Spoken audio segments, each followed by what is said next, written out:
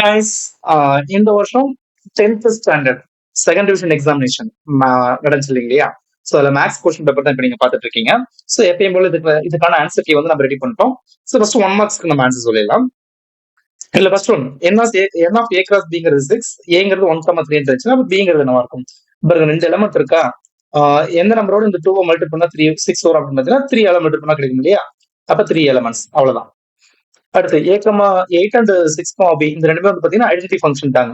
அப்ப A and பியோட value என்னவா இருக்கும் அப்படின்னா ஏங்கிறது ஐடென்டிட்டி. அப்ப ஏ வந்து இந்த 8ஓட இருக்குன்னா அப்ப ஏங்கிறது 8 தான், பிங்கிறது 6 தான். அடுத்து தேர்ட் ஒனுக்கு வந்து பாத்தீங்கன்னா டி ஆப்ஷன். ஃபோர்த் ஒன், இந்த ரெண்டுத்துக்குமே நம்ம ஃபார்முலா அப்ளை பண்ணலாம் இல்லையா? ஸோ இதுக்கு வந்து பாத்தீங்கன்னா n into n plus 1/2 the whole square formula. இதுல என்னோட வேல்யூ 15, இதுக்கு n இன்ட்டு n பிளஸ் 1/2 அவ்வளவுதான். ஸோ இதில் அப்ளை பண்ணி சிம்பிளை பண்ணா 14280. அடுத்தது சொல்யூஷன் ஆஃப் சிஸ்டம். ஒரு லீனியர் ஈக்குவேஷன் கொடுத்துருக்காங்க இல்லையா, 3 லீனியர் ஈக்குவேஷன். ஸோ இதோட சொல்யூஷன் என்ன அப்படின்னு பார்த்தீங்கன்னா x is equal to 1, y is equal to 2, z is equal to 3. ஓகேங்களா? ஸோ உங்களுக்கு இதை சிம்பிளிஃபை பண்ணி மேபி எக்ஸாம்ல மாத்தி கேட்டாங்க அப்படின்னா இதை சிம்பிளிஃபை பண்ணி உங்களால போட முடியல அப்படிங்கிற பட்சத்தில், ஏன்னா சென்டம் நமக்கு இந்த மாதிரிலாம் மிஸ் ஆகும். சிம்பிளிஃபை பண்ணி போட முடியலன்னா ஒண்ணுமே கிடையாது. நீங்க எக்ஸ் ஒய் ஜெட்டோட வேல்யூ இருக்கு பாத்தீங்களா, கொண்டாந்து ஃபர்ஸ்ட் ஈக்குவேஷன் 3 ஈக்குவேஷன் எது சிம்பிளா இருக்குன்னு பாருங்க. இப்போ இதுல இது சிம்பிளா இருக்கா, இல்லைன்னா எக்ஸ் ஒய் ஜெட் மூணுமே இருக்கிற மாதிரி எடுத்துக்கோங்க. அந்த 3 வேல்யூ கொண்டாந்து இந்த ஈக்குவேஷன்ல அப்ளை பண்ணுங்க. அப்ளை பண்ணா ஈக்குவலுக்கு இந்த சைடு என்ன இருக்கும் அந்த ஆன்சர் கிடைக்கும். அப்படி கிடைச்சிச்சுன்னா அதுதான் கரெக்டான ஆன்சர். ஓகேவா? அடுத்து 6th ஒன்க்கு வந்து பாத்தீங்கன்னா f of x is equal to 2x square plus 3p plus 3 into x plus 5 அப்படின்னு சொல்லி கொடுத்துட்டாங்க. அப்படி இருந்துச்சுன்னா இதுல p யோட வேல்யூ என்னவா இருக்கும் அப்படின்னு சொல்லி கேட்டிருக்காங்க. ஸோ அதுக்கு ஆன்சர் வந்து பாத்தீங்கன்னா 3.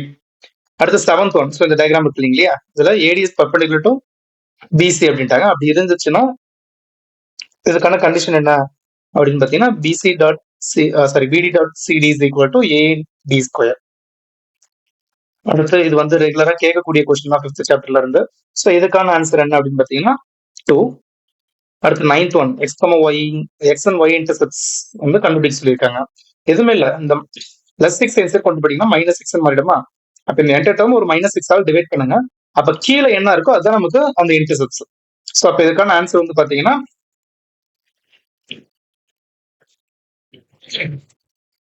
2 by okay.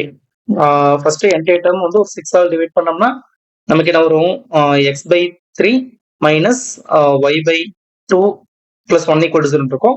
Plus 1 answer பண்ணிச்சுன்னா minus வரும். அப்போ மைனஸால மல்டிபிள் பண்ணோம்னா இதுக்கான ஆன்சர் என்ன அப்படின்னு பார்த்தீங்கன்னா எக்ஸ் இன்டர்செப்ட் ஏங்கிறது -3, ஒய் இன்டர்செப்ட் பிங்கிறது +2. ஓகேவா? ஸோ இதான் கரெக்டாக ஆன்சர். ஆன்சர் கீழே மொத்தம் இது கொஞ்சம் தப்பா போட்டோம், அதை பார்த்துக்கோங்க.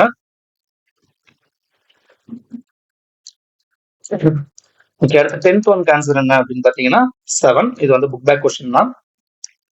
அடுத்து 11th one, the surface area of a right angle triangle,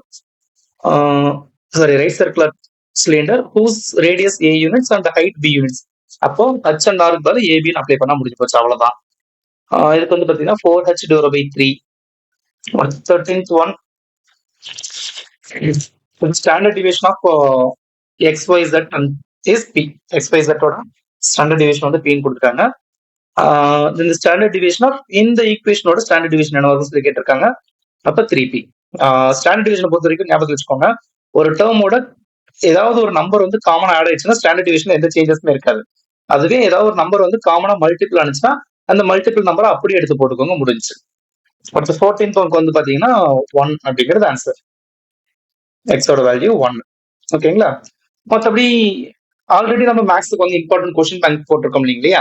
so அந்த கொஸ்டின் பேங்க்ல இருந்து நமக்கு எத்தனை கொஸ்டின் கேட்டிருக்காங்க நான் அப்படியே டிக் பண்றேன், பாத்துக்கோங்க. நம்ம சேனலை ஃபாலோ பண்ணிட்டு இருக்கிறவங்களுக்கு தெரியும், நம்ம முன்னாடி போட்ட வீடியோஸ்லாம். ஸோ இதுல ஆக்சுவலா இந்த கொஸ்டினே நம்ம கொடுக்க கிடையாது, பட் இந்த மாடல்ல கொடுத்துருந்தோம். ஓகேவா? அதுக்கப்புறம் 18, 19, 20, 21, 22, 23, 24, 25, 26, 27 இது எல்லாமே நாம கொடுத்த கொஸ்டின் தான். 28 கூட எல்சிஎம் அண்ட் ஜிசிடி மாடல் வந்து நம்ம கொஸ்டின் கொடுத்துருந்தோம், பட் இதே கொஸ்டினே வந்து நம்ம கொடுக்க கிடையாது.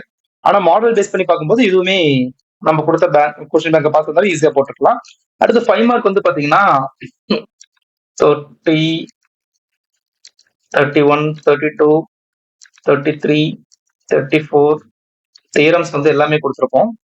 35, 36மே இருந்துச்சு. 37, 38, 39, 40, 41. ஆக்சுவலா இந்த கொஸ்டின் நம்ம கொடுக்க கிடையாது, ஆனா இந்த மாடல் கொடுத்துருந்தோம். கம்பல்சரி மட்டும் நம்ம வந்து அந்த கொஸ்டினே கொடுக்க கிடையாது, பட் அந்த மாடல்ல இருக்கக்கூடிய கொஸ்டின்ஸ் வந்து நம்ம கொடுத்துருந்தோம். ஓகேவா? இப்போ 2 மார்க்ல கம்பல்சரி மாடலை பேஸ் பண்ணி இருந்துச்சு, ஆனா இல்லாம கிடையாது. அதே மாதிரி 5 மார்க்லயும் கம்பல்சரி இதே மாடல் இருந்துச்சே தவிர இல்லாமே கிடையாது. ஓகேங்களா? சோ அப்போ மோஸ்டா நம்ம கொடுத்த கொஸ்டின் பேங்க்ல இருந்தா எல்லா கொஸ்டின்ஸுமே கேட்டிருக்காங்க. சோ அந்த கொஸ்டின் பேங்கோட லிங்கையுமே நான் வந்து உங்களுக்கு இந்த வீடியோ டிஸ்கிரிப்ஷன்ல கொடுக்குறேன்.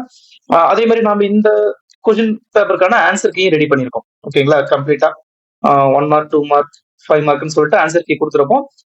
கிராஃப் ஜாமெட்ரி கூட கொடுக்கலையே, அதை நீங்க ப்ராக்டிஸ் பண்ணி பாருங்க. ஓகேங்களா? சோ இதோட பிடிஎஃப் ஓட லிங்கையுமே கொஸ்டின் பேப்பர் அந்த ஆன்சர் கீ ரெண்டத்தோட பிடிஎஃப் ஓட லிங்கையுமே நான் வந்து உங்களுக்கு டிஸ்கிரிப்ஷன்ல கொடுக்குறேன். நீங்க அதுல போய் எடுத்துக்கோங்க. அந்த ஆல்ரெடி சொன்ன மேக்ஸ்ல இம்பார்ட்டன்ட் கொஸ்டின்ஸ் 2 மார்க் 5 மார்க்ஸ்க்கு 1 மார்க்குமே போட்டிருக்கோம். 1 மார்க்குமே கூட வந்து பாத்தீங்கன்னா நம்ம கொடுத்த கொஸ்டின் பேங்க்ல இருந்து எத்தனை வந்திருக்கு அப்படின்னு பாத்தீங்கன்னா, நான் வராதது மட்டும் டிக் பண்றேன். நம்ம கொடுத்த கொஸ்டின் பேங்க்ல எது இல்லைங்கிறத மட்டும் டிக் பண்றேன்.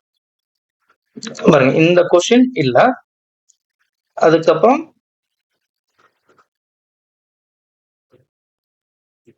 அவ்வளவுதான். மத்தபடி எல்லா கொஸ்டினுமே நம்ம கொடுத்த கொஸ்டின் பேங்க்ல இருக்குதுதான்.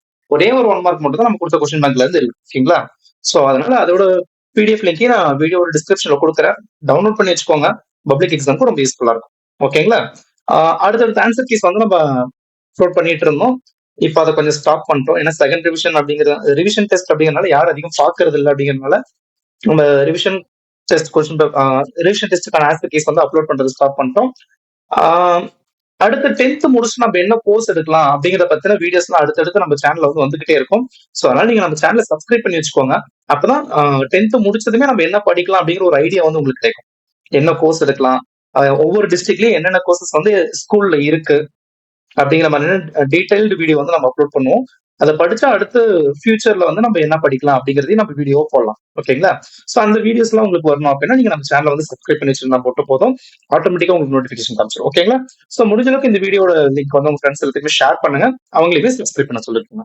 ஓகேங்களா? அடுத்த வீடியோல பாக்கலாம்.